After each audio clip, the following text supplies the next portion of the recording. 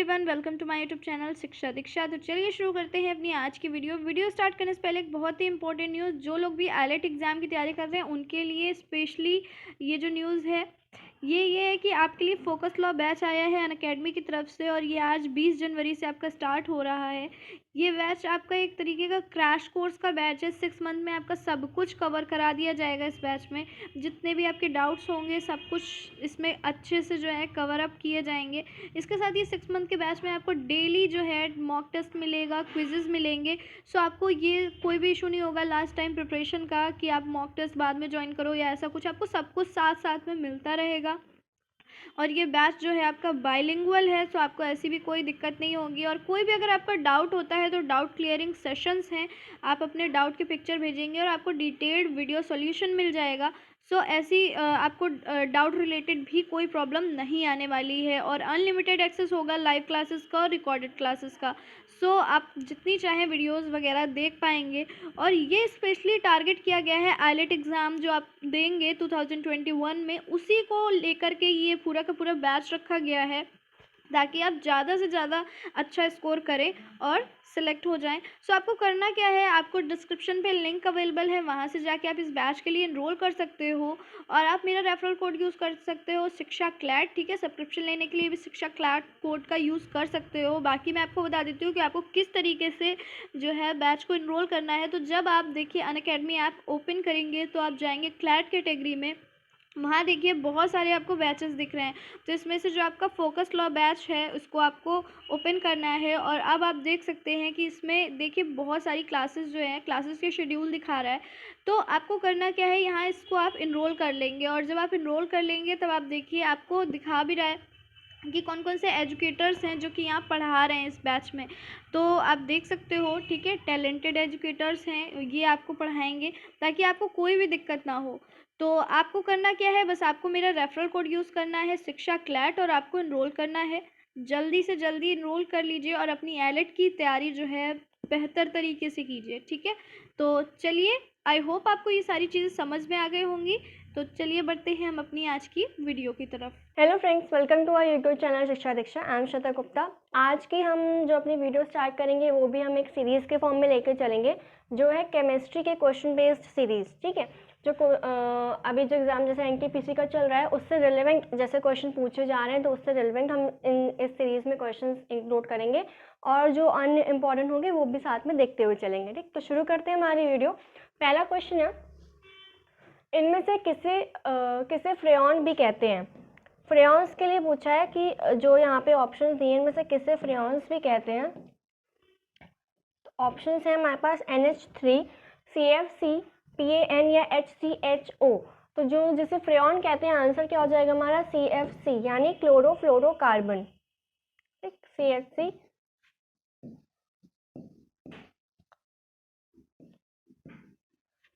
Chlorofluorocarbon, इसे हम फ्रेयॉन्स के नाम से भी जानते हैं। ये किस में यूज होती है, CFC या फ्रेयॉन्स?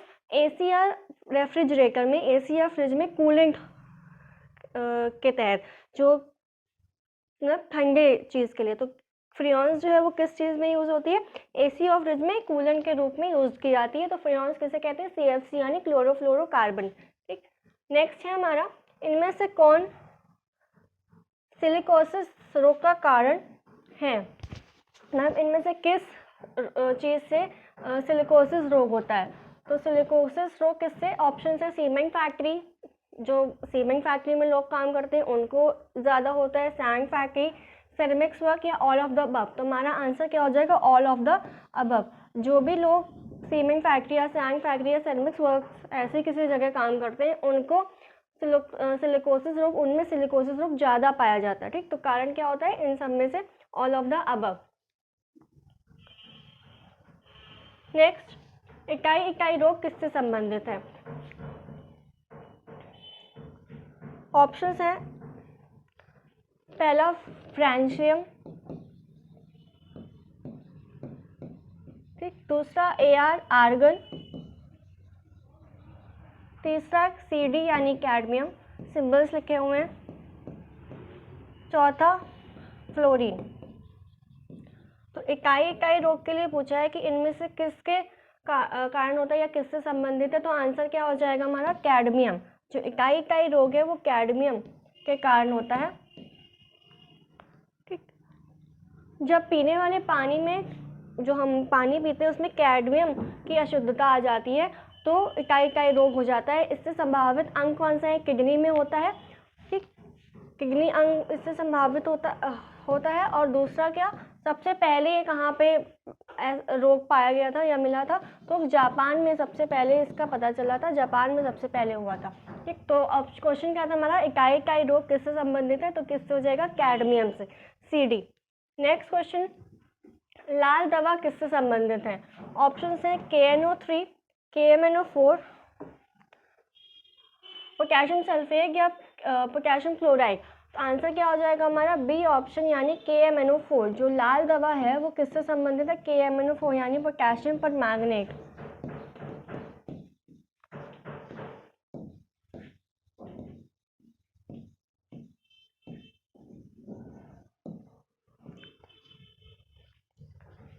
ठीक, लाल दवा किससे संबंधित है, KMNO4 यानी पोटेशियम परमैंगनेट। इसे कुएं में कीटनाशक के रूप में ये प्रयुक्त की जाती है। कैसे, कुएं में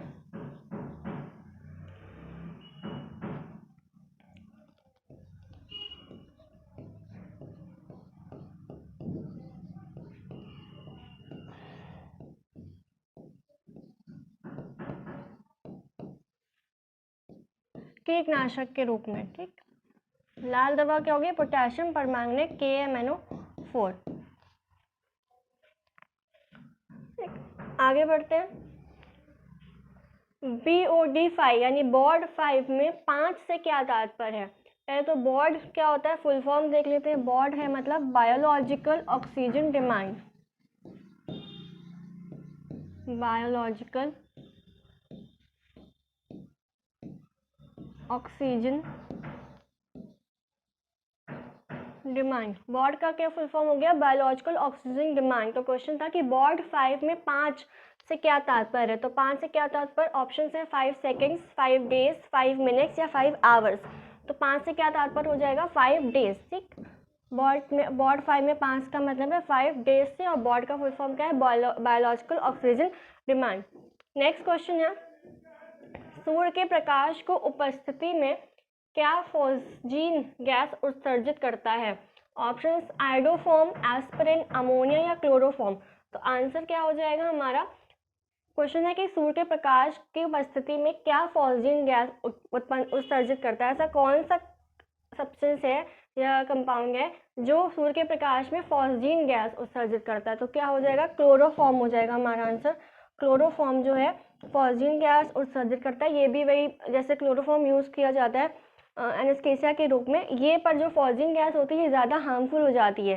ठीक, क्लोरोफॉर्म तो हम एनेस्थीसिया के रूप में प्रयोग करते हैं ऑपरेशंस के टाइम या उस चीज़ में, पर जो फॉस्जीन गैस है ये काफ़ी हार्मफुल हो जाती है, डेडली कह सकते हैं। ठीक, तो आंसर क्या हो जाएगा हमारा, क्लोरोफॉर्म जो है वो सूर्य के प्रकाश में फॉस्जीन गैस उत्सर्जित करता है। आगे, काला फेफड़ा बीमारी किससे संबंधित है।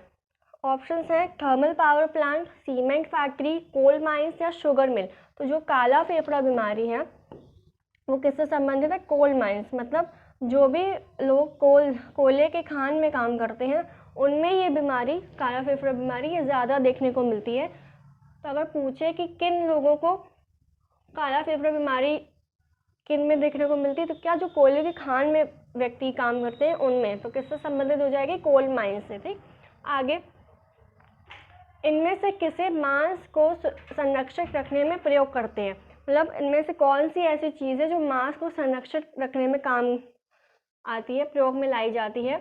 ऑप्शन है क्लोरोफॉर्म, फॉर्मेलिन, आयोडोफॉर्म या ब्लैक चारकोल। तो मांस को संरक्षित रखने में फॉर्मेलिन जो है वो प्रयोग में लाई जाती है, उसका यूज़ किया जाता है। ठीक, आगे नेक्स्ट है, इनमें से किसे सौंदर्य प्रसाधन सामग्री, ब्यूटी प्रोडक्ट, ब्यूटी सब्सटेंस के रूप में ये प्रयोग किया जाता है।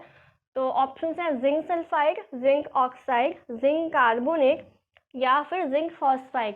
तो सौंदर्य प्रसाधन सामग्री यानी ब्यूटी प्रोडक्ट में इनमें से कौन सा सब्सटेंस है, जो यूज़ किया जाता है, तो आंसर क्या हो जाएगा हमारा जिंक ऑक्साइड। ये पहले एग्जाम में पूछा जा चुका है, क्या हो जाएगा जिंक ऑक्साइड हो जाएगा हमारा आंसर। ठीक, आगे इनमें से किसे कपड़ों की ड्राई क्लीनिंग, ये भी क्वेश्चन पहले पूछा जा चुका है, ड्राई क्लीनिंग में प्रयोग किया जाता है। ऑप्शन है टॉलुइन, फिनॉल, बेंजीन या नन ऑफ द अबव। तो ड्राई क्लीनिंग की बात बोल रहा है, तो हमें जैसे पता ही ड्राई क्लीनिंग किसमें, बेंजीन। ठीक, बेंजीन का प्रयोग किया जाता है ड्राई क्लीनिंग में, याद रखिएगा बेंजीन का प्रयोग किया जाता है ड्राई क्लीनिंग में। इनमें से किसे कपड़ों की ड्राई क्लीनिंग में प्रयोग किया जाता है, तो बेंजीन को। ठीक, आगे बढ़ते हैं। मार्बल कैंसर किससे संबंधित है? अच्छा, जो मार्बल कैंसर है ये options calcium carbonate, calcium sulphate, calcium chloride या कैल्शियम ऑक्साइड। तो जो मार्बल कैंसर है ये कैल्शियम कार्बोनेट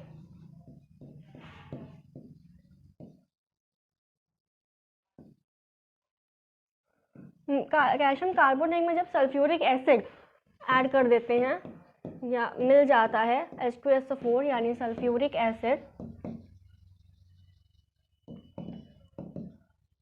तो ये आगे जाके कैल्शियम सल्फेट और गैस और वेपर उत्सर्जित करता है। इसकी रिएक्शन देख लेते हैं।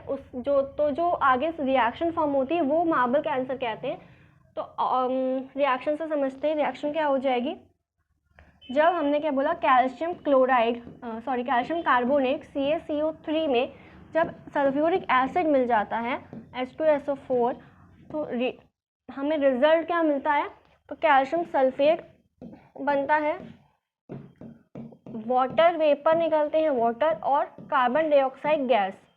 ठीक, तो कैल्शियम क्लोराइड हमने बोला कि किससे संबंधित है, तो कैल्शियम क्लोराइड में जब सल्फ्यूरिक एसिड मिलता है तो कैल्शियम सल्फेट हमारे पास मिलता है वाटर वेपर यानी वाटर, और जो गैस है वो कार्बन डाइऑक्साइड गैस।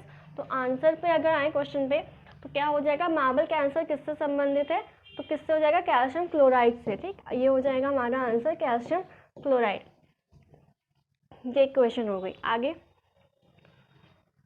कृत्रिम धुआं, आर्टिफिशियल स्मोक बनता है, ये कॉमन क्वेश्चन है, पहले काफ़ी बार ये पूछा जा चुका है। तो solid NO2, solid CO2, solid NH3 या फिर none of these.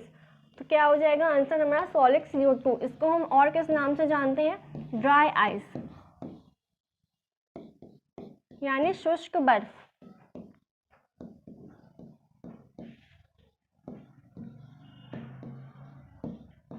Dry ice यानी शुष्क बर्फ, इसका यूज़ कहाँ किया जाता है, जैसे स्टेज में आप देखते हो कोई भी फंक्शन होता है, जो स्टेज में जो धुआं किया जाता है तो वो यही होता है, या फिर कह सकते हैं सीधे डेकोरेटिव आइटम्स में इसका यूज़ किया जाता है। ठीक है, डेकोरेटिव आइटम्स के तौर पे इसका यूज़ किया जाता है। क्या हो जाएगा, कृत्रिम धुआं बनता है किससे, सॉलिड CO2 से, जिसे हम ड्राई आइस यानी शुष्क बर्फ के नाम से जानते हैं। नेक्स्ट क्वेश्चन है, फिटकरी से संबद्ध तथ्य है, क्या है, फिटकरी it shows blood blotting, it's a triple salt, it shows sublimation, it's toxic by nature। पहले तो फिटकरी के जो केमिकल फॉर्मूला होता है वो देख लेते हैं, क्या होता है, K2SO4 dot Al2SO4 whole thrice dot 24 H2O, water के कितने 24 मॉलिक्यूल्स। तो फिटकरी से संबंध तत्व, अब ऑप्शन के तौर पे देखते हैं, ब्लड ब्लॉटिंग, ये तो आंसर सही हो जाएगा। ठीक, पानी की अशुद्धता जिसको हम यूज़ करते हैं अपनी पानी की अशुद्धता मिटाने के लिए, तो फिटकरी का वो यूज़ हो गया। नेक्स्ट है इसका ट्रिपल सॉल्ट। अच्छा, ट्रिपल सॉल्ट बोला है, अगर हम फॉर्मूला देखें इसका, तो हमारे पास है K2SO4 और Al2SO4, तो ये तो कितने हुए, दो ही सॉल्ट हुए ना, तो ट्रिपल सॉल्ट तो नहीं हुआ, तो ये आंसर नहीं होगा।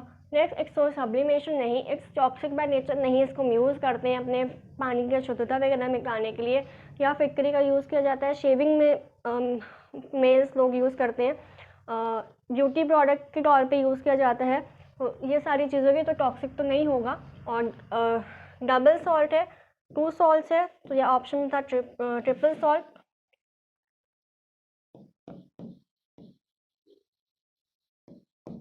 डबल सॉल्ट है ना कि ट्रिपल सॉल्ट। तो आंसर क्या हो जाएगा हमारा, फिटकरी से संबंधित तथ्य क्या है, इट शोज ब्लड फ्लोटिंग। ठीक, आगे चलते हैं।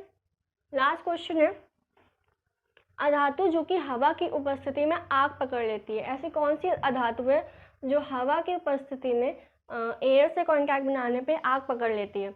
ऑप्शन है सल्फर, फॉस्फोरस, नाइट्रोजन या नन ऑफ द अबव। तो आंसर क्या हो जाएगा हमारा? फॉस्फोरस है, जो वो एयर के कांटेक्ट में आने पे आग पकड़ लेती है। ठीक, तो ये थे कुछ क्वेश्चंस जो हमने केमिस्ट्री बेस्ड सीरीज़ में कवर किए हैं।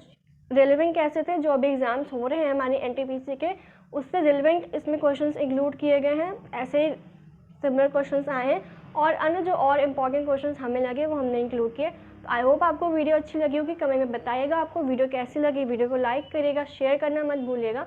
मिलते हैं अपने अगले सेशन में, तब तक के लिए पढ़ते रहिए, सीखते रहिए शिक्षा दीक्षा के साथ।